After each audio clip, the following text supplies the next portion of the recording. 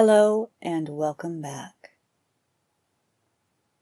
Today is an episode of Ame Reads. A lot of folklore falls into the flash fiction category because it is so short. Today I'm reading The Buffalo and the Tiger, which is a Han folktale collected by Louise and Yuan C. Kuo in their book Chinese Folktales, which I highly recommend you find a copy of if you can. They proceed with a note. In ancient times, the buffalo in South China were exceedingly important animals. They labored patiently with the farmer from dawn to dusk in the field as soon as the ground was free of frost and could be broken. The tiger, on the other hand, was respected but greatly feared. The philosopher Chuangzi said, "When you become too intimate with a tiger, measuring his head and arranging his whiskers, how can you avoid the tiger's teeth?"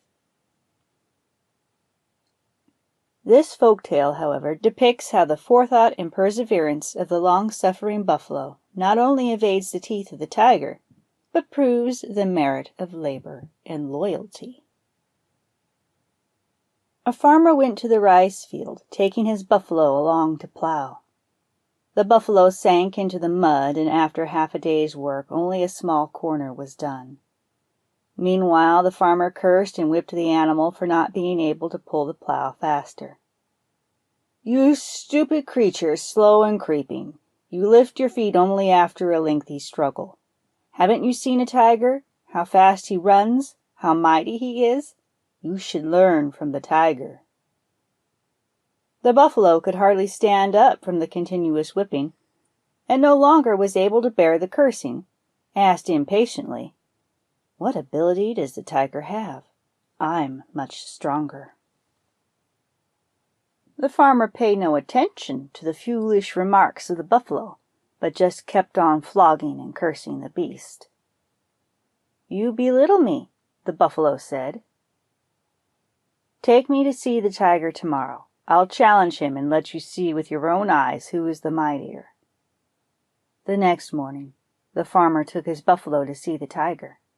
The mighty animal caught the scent of the buffalo and leapt from his lair, ready to pounce on his prey. But the buffalo shook his two scythed horns and called out, "Tiger, tiger, I haven't come to challenge you today, merely to inform you that your teeth are too dull. They won't be able to pierce my heavy skin. Grind them for 3 days. I'll likewise sharpen my horns. Then we'll fight a duel." "Really?" The tiger snarled and disappeared into his den. The tiger ground his teeth for 3 days and nights until they were razor sharp. The buffalo also ground his horns, but only for a day. The remaining 2 days were spent rolling his body in mud and then straw. He repeated the process until his whole body was covered with a heavy layer of clay, black and shiny. Nobody could ever detect the coating of straw. On the 4th day, the tiger and the buffalo met at the appointed spot. The tiger saw the buffalo's body covered with clay and queried, "Why do you cover yourself with clay?" "To withstand the heat of summer," the buffalo replied. "I roll around the river bank a few times every day. That's my habit. Everybody knows that." The tiger eyed the buffalo and thought, "Nothing is wrong with him, except that he looks fatter than ever." Then he laughed happily. "Ho, ho, ho! Very good.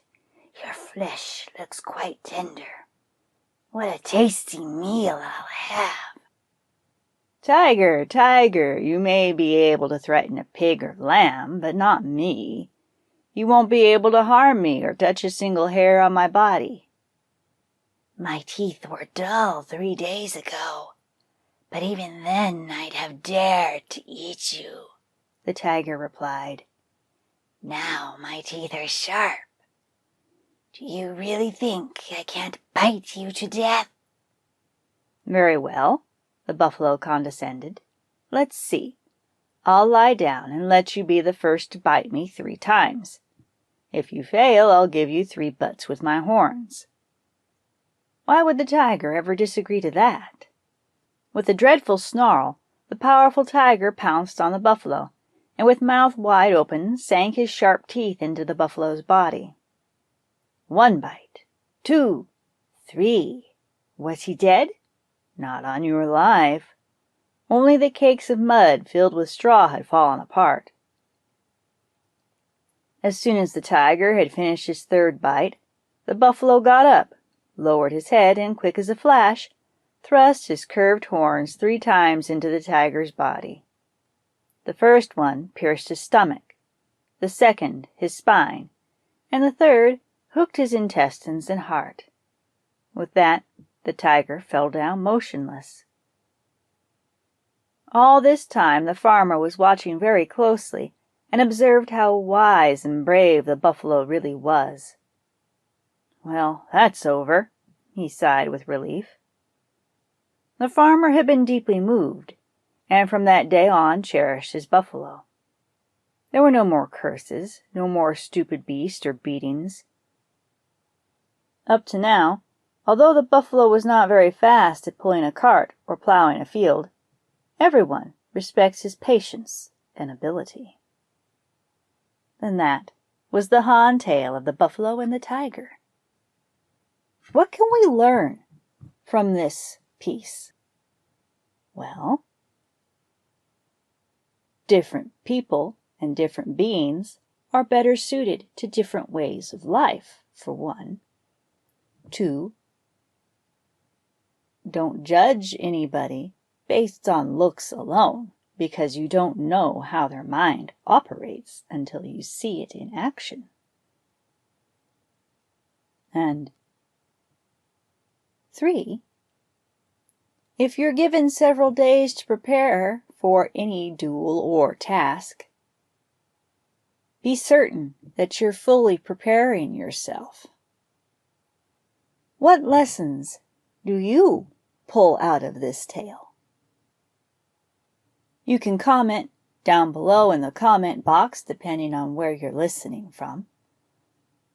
If you're listening through iTunes or Spotify or Google Play, you might not be able to, but you can certainly comment if you're listening at www.flashfictionfridays.com, because under each episode there is a space to comment, or you can certainly comment if you're listening from YouTube. If you have a particular tale or suggestion that you would like to hear me read, please send me a note at Teresa Amehana Garcia at gmail.com.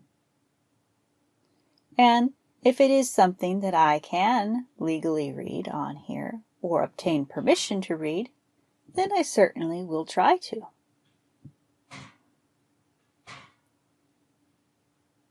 And with that, I would say that it is time for this episode so that I can see what chaos one of my assistants, who is quite furry and gray, is wreaking out there.